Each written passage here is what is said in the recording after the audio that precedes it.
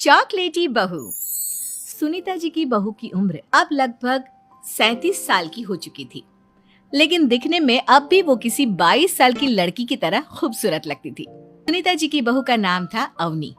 अवनी की खूबसूरती देखकर मोहल्ले की सारी औरतों को उससे जलन होती थी। 37 साल की उम्र में भी अवनी काफी चॉकलेटी लगती थी और इसकी वजह से उसका पति अनिरुद्ध काफी खुश रहता था।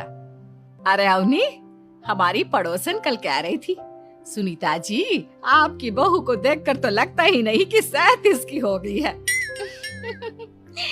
हो सकता है मम्मी जी उनकी बहू 27 साल की उम्र में भी 37 की लगने लगी है, इसीलिए बेचारी को आपसे जलन हो रही होगी।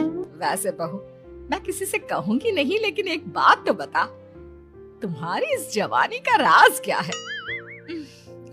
क्या बताऊं मम्मी जी, आप तो जानती ही हैं, मेरे पापा की चॉकलेट की दुकान थी।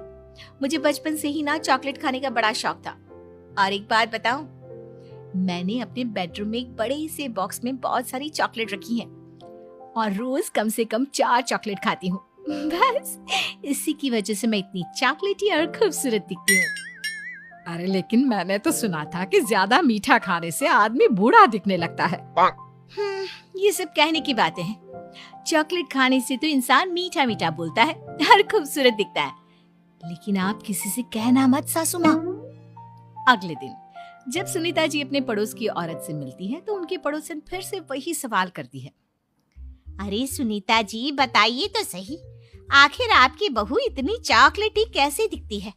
कल देखा था मैंने, ब्राउन कलर की साड़ी पहनकर बिल्कुल चलती फिरती चॉकलेट नजर आ रही थी। वैसे मैंने अपनी बहू से पूछा था।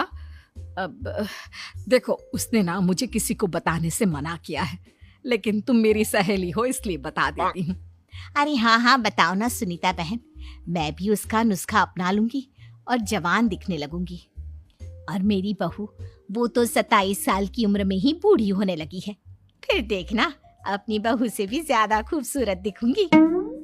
मेरी बहू ने बताया था कि वो भर भर के चॉकलेट खाती है, लेकिन देखो तुम किसी को बताना मत। हाँ। जवान और खूबसूरत दिखने के चक्कर में सुनीता और उसकी पड़ोसन दोनों मिलकर खूब चॉकलेट खाने लगते हैं, लेकिन ये बात वो दोनों किसी को नहीं बताती। कुछ दिनों से पैर में बहुत दर्द हो रहा है। हाँ, मेरे भी पैर बहुत दुखते हैं। जब से चॉकलेट खाना शुरू किया है तब से ही ऐसा हुआ है। जवानी तो दूर, मेरे तो चेहरे की स्किन लटक कर नीचे आ गई है। कुछ दिनों के बाद, अनिरुद्ध बेटा, मैं डॉक्टर से ब्लड शुगर चेक करवाने गई थी, मुझे तो डायबिटीज हो गई है। मम्मी, लेकिन कुछ दिन पहले तो आप बिल्कुल ठीक थी, अचानक आपको डायबिटीज कैसे हो गई? अब तो मीठा भी कम खाती हैं। हाँ, मैं कहाँ मीठा खाती हूँ, लेकिन पता नहीं डायबिटीज कैसे हो गई। सुनीता अपने बेटे अनिरुद्ध से चॉकलेट खाने वाली बात को छुपा लेती है और अपनी पड़ोसन सहेली के पास जाती है। अरे क्या बताऊं बहन, चॉकलेट खाने के चक्कर में जवानी तो आ नहीं रही, डायबिटीज की बीमारी लग गई।